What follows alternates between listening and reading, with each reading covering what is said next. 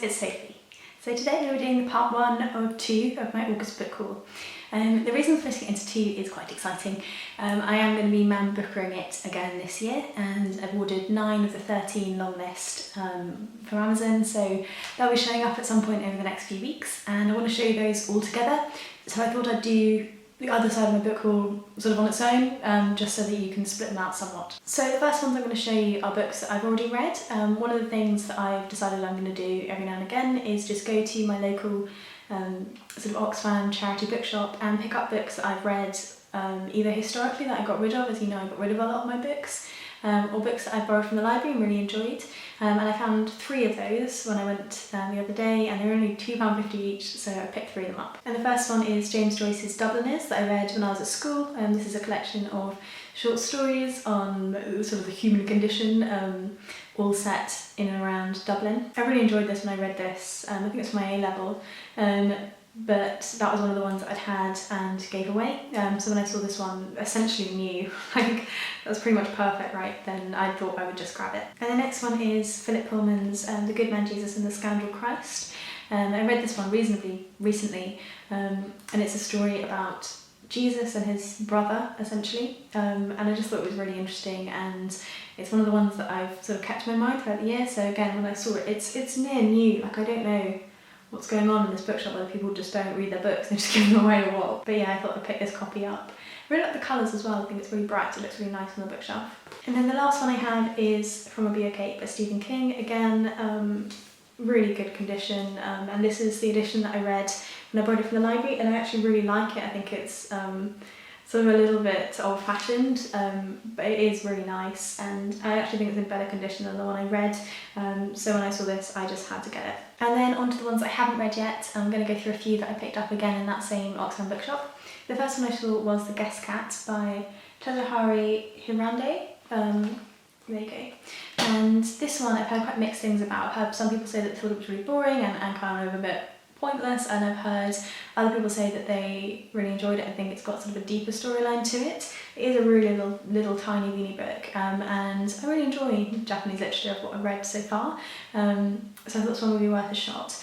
The sort of storyline is that you have a couple who are sort of falling out and not very happy with one another, who have this small cat come into their life, and the cat seems to sort of change the way that they interact with one another and change their lives in some way. And as I'm going to be man-bookering it and they're fairly dense, heavy novels, I thought a couple little ones might be quite useful to break them up every now and again. I also picked up a Muriel Spark. Again, look at the condition, I don't get this. It's the driver's seat, and I've been eyeing this one in Waterstones for ages, and it's $8.99 in Waterstones and £2.50. I can't get over it. Yeah, and I've heard Adam from Memento Mori talk about Muriel Spark a fair bit, and I've never read any of them, and thought this might be a nice one just to start. Again, planning on doing it in between the man-bookers. This is the story of a woman called Lise, who lives a pretty sort of dull existence. She works in an office and everything's sort of quite mundane, and she decides to sort of free herself from her sort of day-to-day life and go on this mad sort of holiday in which she's going to become sort of someone else, like a sort of more hedonistic version of herself, and something happens to her, I don't know what. But yeah, so again, it's potentially something a little bit lighter just to break up the man-bookers.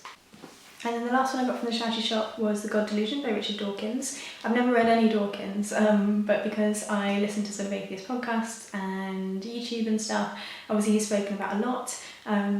This is one that has sort of been hovering in the background of my life since it was published. So I went to a faith school, and I remember when this book came into our library when it was published, and the Christian Union, which I was a part of, actually tried to stop this book from being in the religious section. We said it should be in the non-fiction science section, and the other side of the school, the sort of atheist part of our school, said that they thought it should be with faith because it challenges the ideas of faith directly. So this is a book that has a lot of sort of heavy baggage for me, because at the time I was really Christian and felt quite strongly that this shouldn't be sitting right next to like the Bible and stuff, and that it was a different topic, and now my views are quite different to what they were when I was in school. So I'm interested to see what I think of this book, what I think of his writing, and obviously in itself it's considered to be one of those really important books. So we'll see what I think. I think I'm probably going to agree with a lot of it, but just with that sort of historical link for me, I think it might be quite interesting to explore. And the next one I have is The Buried Giant by Kazuo Ishiguro. I read Never Let Me Go by him, and I quite like that one. I'd seen the film, and I think I preferred the film to the book. But I was having a pretty bad day at work, and I saw this and it was only a couple pounds, and I just picked it up. I know that fair few people have issue with it, but I just thought I'd give it a go anyway. The storyline is essentially about a couple who go off in search for their sort of long lost son. And it's about how their relationship changes and evolves in the search for this missing part of their family. So yeah, we'll see. It seems to have done quite well overall, but I know that people who review books and talk about books a lot have had issue with it. So I just want to see how I feel about it, and it's not as though it was any great investment if I don't like it. And the next one is a collection of short stories. It is In the Country by Mia Alvar.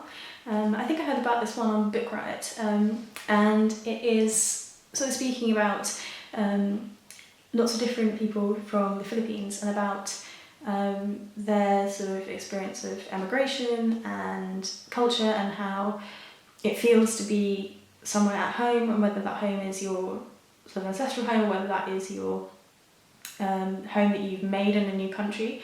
And I think there are 9 short stories in here.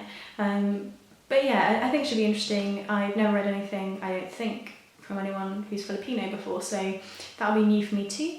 And it is quite fat, but I am looking forward to getting to this one soon. And then the last one I have for now is Flowers for Algernon by Daniel Keyes. This book is kind of sci-fi, is I think probably the easiest way to explain it.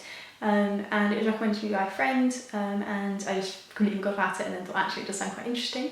So the premise is that there is a young man who is born with a particularly low IQ, and he is seen as sort of the perfect person to go into this experiment about human sort of intellect, and is seen as sort of the first person to be undergoing this technique that allows the scientists involved to increase the intelligence of people. It's been tested on this mouse called Algernon, and they're going to test it on this young man.